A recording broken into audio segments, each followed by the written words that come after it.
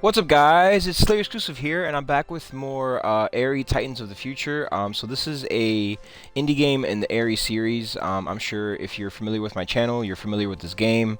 This is like a long-running series that's like probably like 18, 19, 20 games in at this point. I have like a couple that I still haven't played, but I figured I'd play the latest one since it recently came out on July 3rd, 2025, so literally 3 days ago from me recording this video. It was developed and published by EpiXR Games. So for those of you who don't really know much about this game, it's basically like a casual flight simulator where you control this bird named AERY, which you can kind of see to the right of the title there, like the orange bird with the blue wings, orange and blue wings.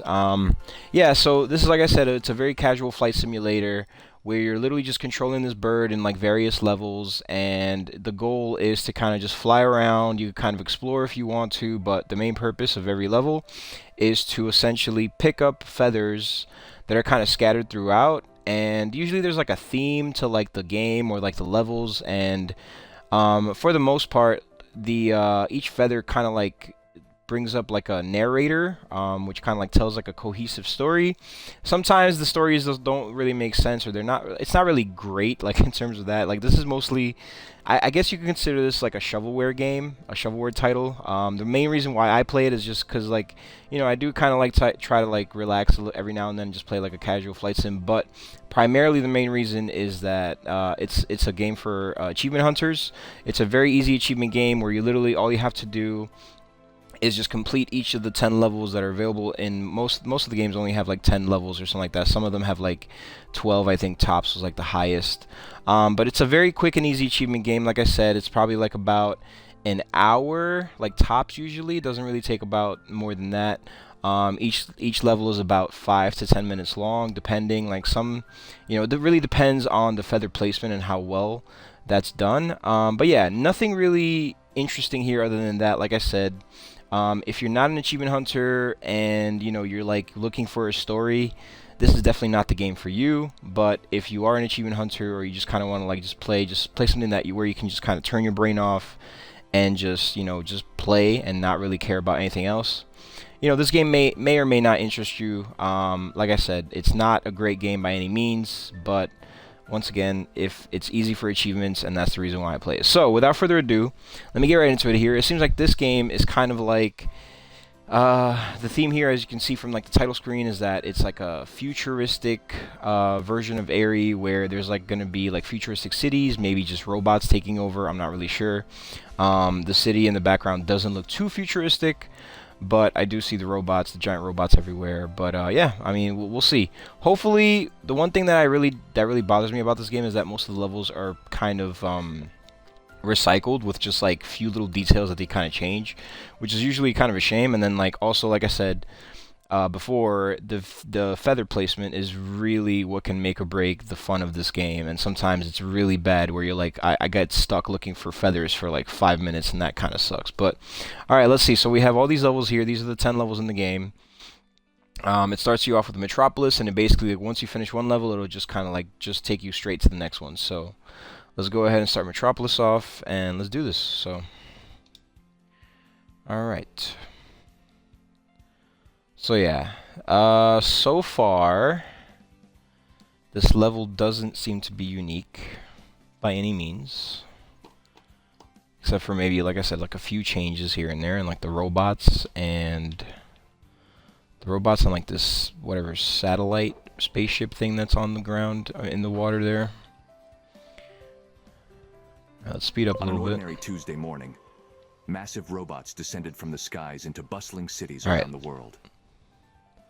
Let me just increase the audio here because it's very low. I'm gonna increase the music by 1, 2.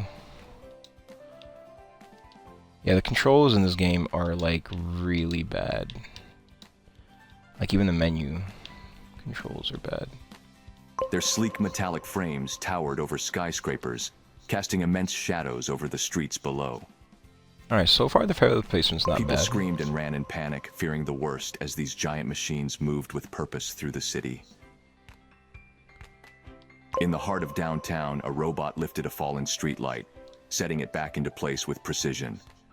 Yo, so are they actually taking over, or Another machine extended a clawed arm to direct cars, organizing traffic with flawless timing. Yeah, like I said, sometimes the story is just so weird. Like, it's supposed to be about like a robot takeover. A sense of awe began to replace fear, as people noticed the robots weren't attacking, but organizing. But it's like, what? Alright, hang on. See, this is, okay. It's over there. So sometimes you know, like, there is a pattern to the feather placements, but you just kind of have to, like, look around. So usually it's not, like, very... With methodical movements, they started repairing potholes, fixing broken sidewalks, and repainting faded road markings. It's not immediately apparent where the next one is. One robot released a cloud of nanobots that hovered over polluted areas, absorbing smog and cleaning the air. Oh, that's pretty cool. Onlookers gasped as the skies above the city turned clear and blue, free of the usual haze. These robotic giants worked silently, their efficiency unmatched as they restored dilapidated buildings. See, but like, I've been like kind of stuck in the same area. A robot stationed itself at a crumbling bridge, reinforcing its structure with metal beams in minutes. That kind of shows you like how lazy the developers are. Like, Public transport systems received upgrades as sleek new train cars emerged, guided by robotic hands onto pristine tracks. I get the level's probably not that big, but... Buses were modified with renewable energy systems, allowing them to run without emitting pollution. You can't really expect much from these games, to be honest. The robots worked tirelessly, their steel arms sweeping away litter and debris from every corner.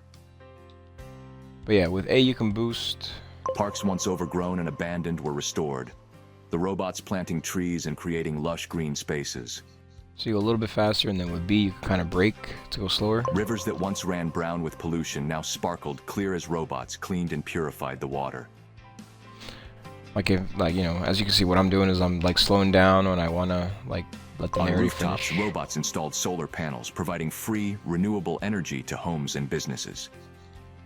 Because sometimes the distance between one feather and the next, and like the narration doesn't really give you enough time. So People emerged from their hiding places, watching in awe as the robots continued their silent work.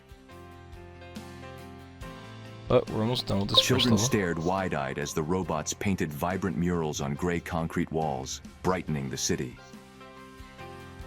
In the middle of the square, a robot created a fountain, with crystal clear water flowing for all to enjoy. Streetlights repaired and repowered, cast a gentle glow, lighting up roads and walkways at night. As the robots worked, a sense of peace spread through the city, transforming fear into wonder. In a final act, the robots placed a large glowing sphere in the city center, humming with mysterious energy.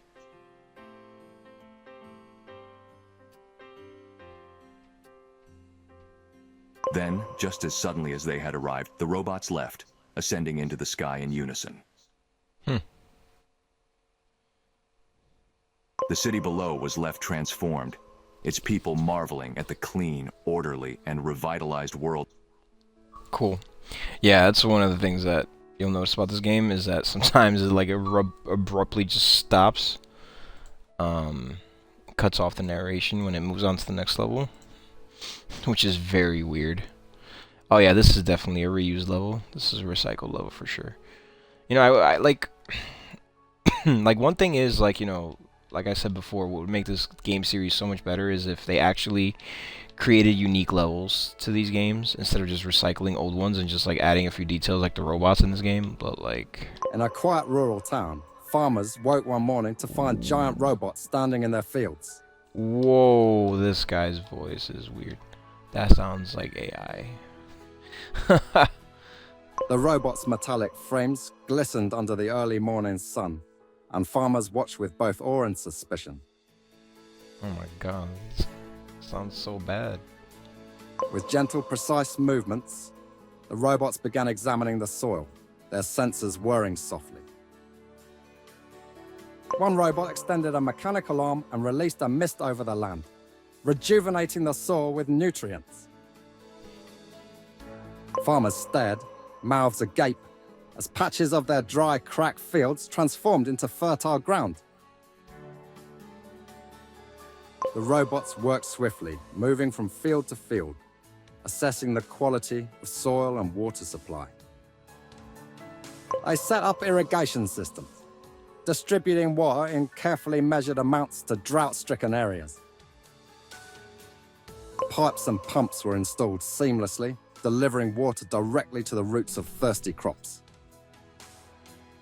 But at least they're sticking to like 25 feathers per level, which is As pretty days good. passed, plants that had been struggling in dry soil started to grow lush and green. Like, I would rather prefer it to be like 15 or 20, but The robots introduced new seeds, resilient to pests and adaptable to the local climate. they probably don't want the game to be too short. Farmers watched in amazement as fields once barren now flourished with life and color. Like, I played some of the older titles that have like that had like 50 feathers, and I was like, this is too much. The robots' advanced tech analyzed weather patterns, adjusting water and nutrients based on predictions. They planted cover crops to protect the soil and introduced natural pest repellents, all eco-friendly. But the one thing I wish they did with these games is like just change it up a bit. Like, I don't know, like make like the environments change, like have like actual moving parts to it, you know, like would be interesting. But it's literally all just static with just the Insects feathers. and birds, no longer disturbed by harsh pesticides, return to the fields, helping with pollination. But so far, this game has pretty good feather placement, which is nice. The robots even set up solar panels, using clean energy to power their operations sustainably. As harvest season approached, the robots carefully picked each crop, leaving none wasted or damaged. Like, one thing that really surprises me, though, is that, like, The farmers saw record yields as their barns filled with healthy, abundant produce. you get one game like this, for instance, where so far the feather placement is really good. It flows pretty good. It's not that hard to find. And then you get games where it's just like the feather placement is just completely the opposite. It's just terrible. Like, it's, you know, you're just stuck searching for it for like minutes upon minutes upon minutes, like 5-10 minutes. You know, there's been a game like where literally it was kind of like a linear ice level where you had to go all the way to the end of the level and then go backwards to the start, which, like, why? Like, I was just flying through the level in the beginning. I was just like, where the hell is this feather at? And then I got to the end, and then it was like literally like at the very end where there was like a wall in front of you, and it was like a on rails, like, just like I said, linear level, and you literally had to go backwards to the beginning where you started, which I was like, what? You made me fly 10 minutes all the way to the end just to then fly back 10 minutes all the way to the beginning when you could have just had the feather start at the beginning, and I would have just, like, that doesn't make any sense. But yeah, that happened. That was one of the, I remember, I forget which game it was, but it was one of the games, and it was really bad. Grain, fruits, and vegetables overflowed in baskets and bins, more than they had ever seen before.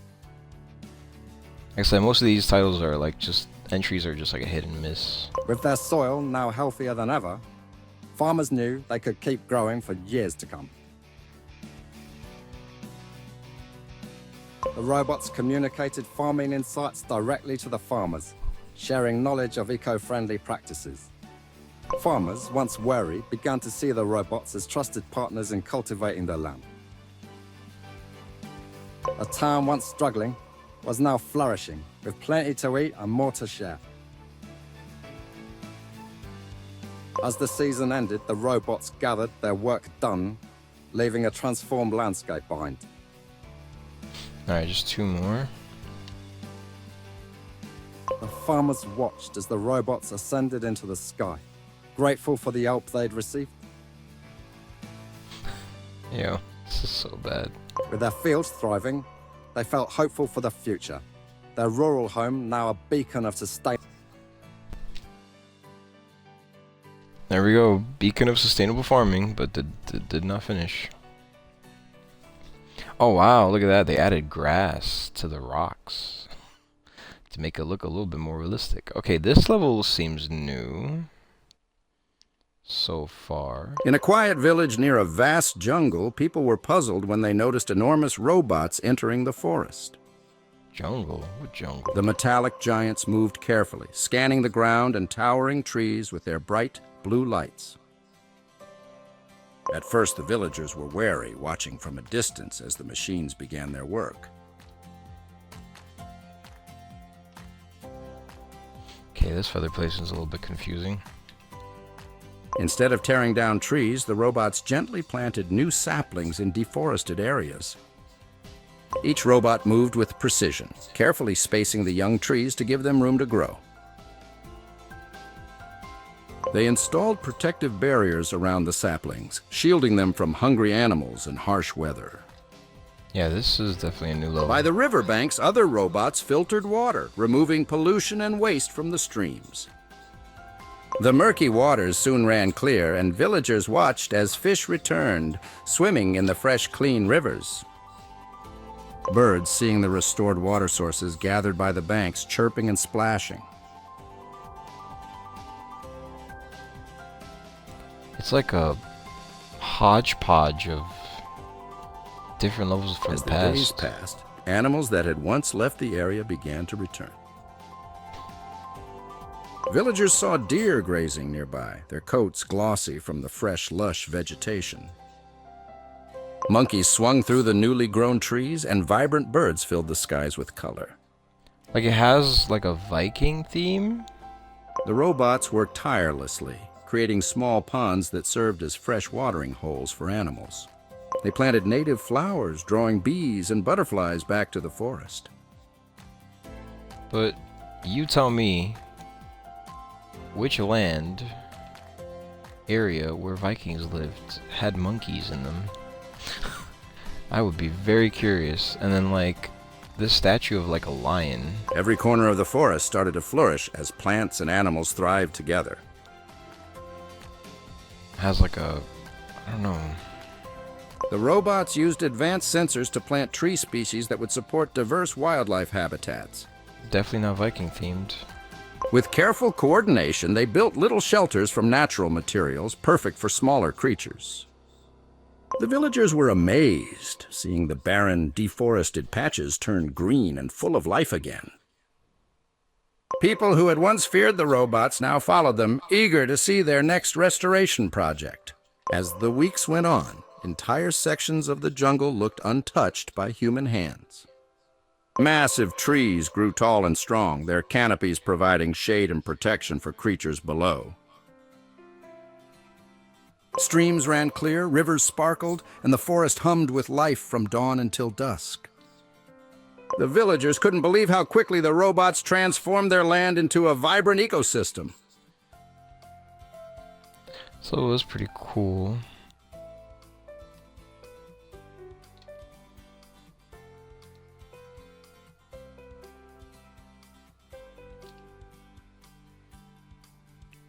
It's definitely unique. When the forest finally reached a balanced, thriving state, the robots gathered and left as quietly as they had come. What's funny is that that's usually what these developers do. The people marveled at the revitalized jungle, grateful for the silent guardians who had restored their home. Not always, but a lot of the times in these new entries, what they do is they do like add like a 1 or 2 brand new, never before seen levels that they made just for this game, and then like pretty much every other level is like a recycled version of a previous level. Early one morning, fishermen along the coast noticed strange, towering robots moving along the shoreline. These massive machines, sleek and metallic, carefully waded into the ocean, their limbs steady against the waves. At first, the fishermen watched with hesitation, unsure of the robots' purpose by the water's edge. But soon they realized the robots were gathering plastic, pulling waste from the sea and sifting it into large containers. With every scoop, the water became a little clearer, and the robots continued without pause. Other robots began building barriers along the coast, creating sturdy walls to block rising tides. Each barrier was made of durable, eco-friendly materials designed to withstand the changing ocean levels. The robots worked with precision, positioning the barriers carefully to protect coastal towns from flooding. As the days passed, the fishermen noticed the difference in the water. It was cleaner, with fewer plastics drifting by. The seabed, once littered with trash, now sparkled as the robots swept it clean. Small fish began returning, swimming in schools near the shores that were once too polluted to sustain them. Coral reefs, once struggling, were free from debris, and colors returned to the underwater landscape. With every trip out to sea, fishermen caught glimpses of new marine life, from starfish to curious dolphins. Sea turtles, which had been scarce, returned to nest on the now pristine beaches. The robots also created artificial reefs, placing structures in the water to serve as habitats for marine creatures. These new reefs quickly attracted fish, becoming bustling underwater homes for countless species. The fishermen were amazed at the speed of the transformation, marveling at the robots' silent dedication. Shorebirds, too, returned, flocking to the revitalized coastline in search of fish and nesting spots. Families began visiting the beaches again, enjoying the clean sands and the clear, gentle waves. Each day, the robots continued their work, removing the last traces of pollution from the ocean. Their towering frames glistened in the sunlight, a constant presence along the newly thriving shores. The fishermen's nets grew fuller, as fish populations rose in the restored habitats. Children watched the robots from the beach, laughing and pointing as they moved gracefully along the water. With the coastline secured and the oceans cleared, the robots finally departed, leaving the sea vibrant and alive. The fishermen, now blessed with an abundance of marine life, thanked the silent giants for giving their ocean a second chance. Jeez, man. Bro.